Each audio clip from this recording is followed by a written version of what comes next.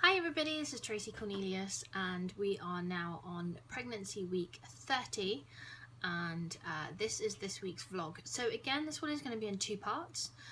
It's in two parts so that those of you that are experiencing especially your first time pregnancy and would like to know some things but don't want to know everything so that you're not completely worrying and overthinking and all that type of thing, then just watch part one. And for those of you that would like a little bit more information so that you feel like you're prepared if that was to ever happen to you, then you can also watch part two. So this week, as you can probably tell if you've been watching a lot of the vlogs so far, I am looking ridiculously tired. I mean, so tired. I would say that this is by far worse than the first 12 weeks for tiredness. But then having said that, you know, one, the baby's getting a lot bigger, it's also coming up towards Christmas, so there's a lot of things going on. I mean, today's vlog is coming to you much later because we've had visitors and all that type of thing, so there's also a lot going on. Right, as for pregnancy symptoms, okay, so tiredness, like I mentioned, is a really big factor. 1 minute I feel absolutely fine and then the next minute it's like I'm completely drained of all energy.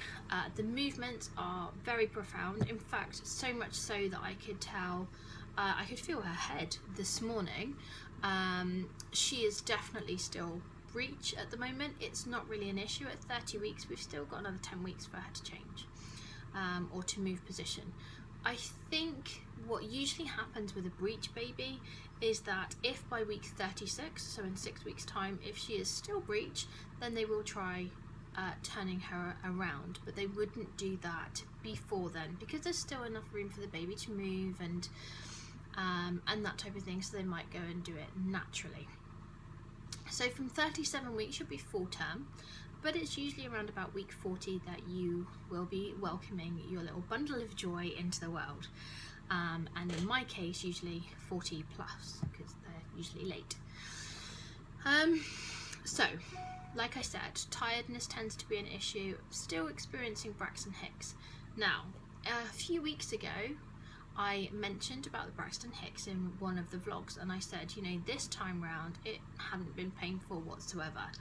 Now it's beginning to get more painful.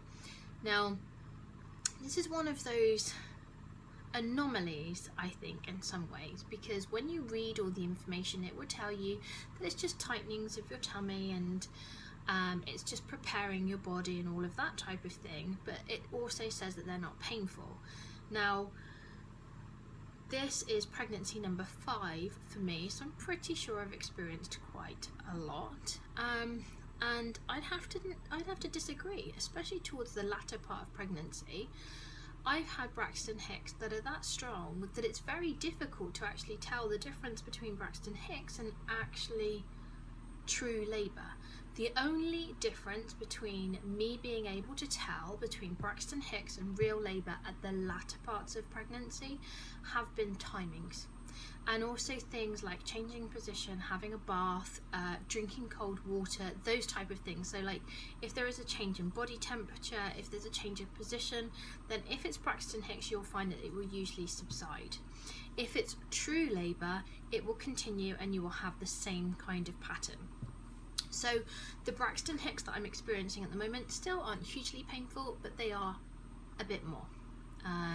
So I can tell that that means that my body is gearing up for things once again.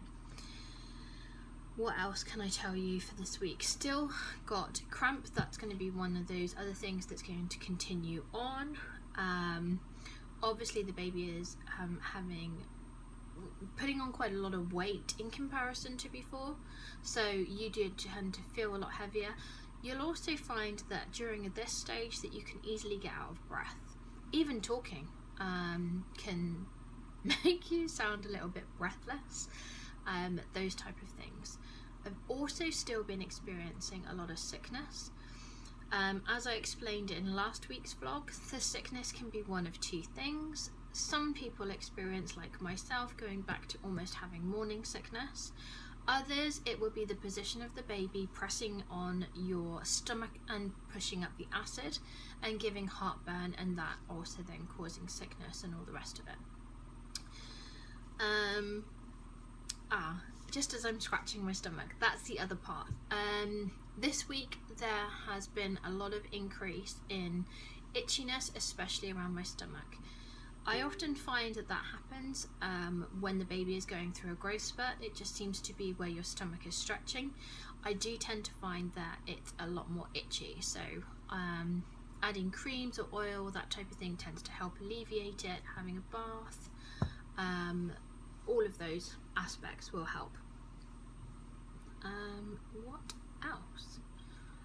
There hasn't been a huge amount of extra symptoms at the moment.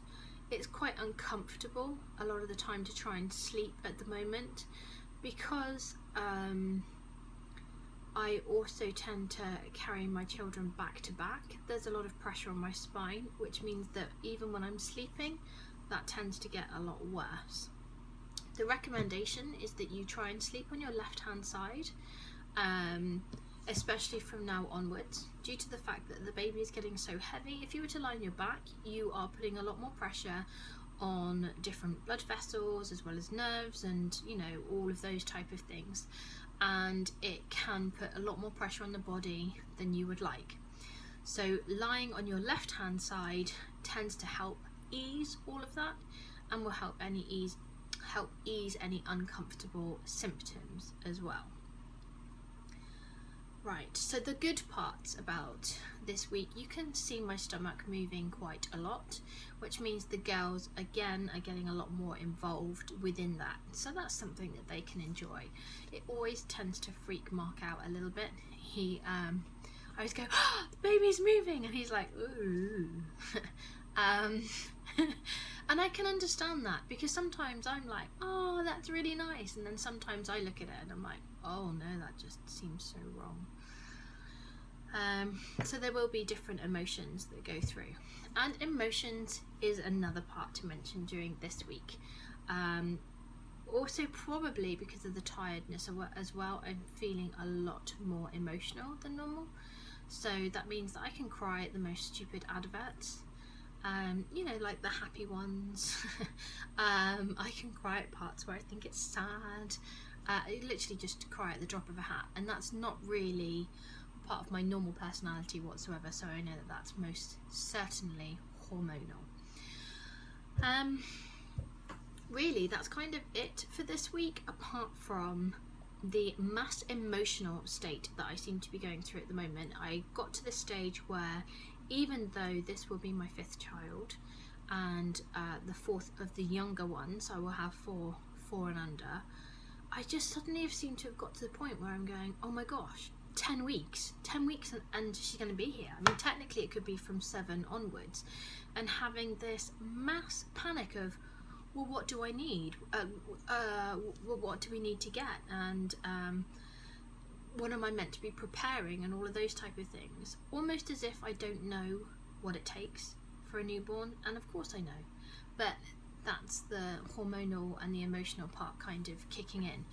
I've had so much research that I've been doing on changing bags, it's unbelievable, but slightly different for my circumstances, because I've obviously got a number of smaller children.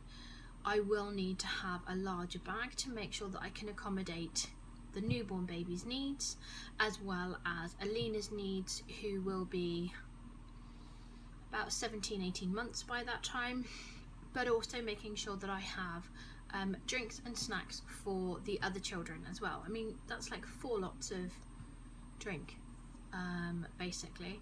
I will be breastfeeding, hopefully, as long as there aren't any issues, so that does alleviate certain parts.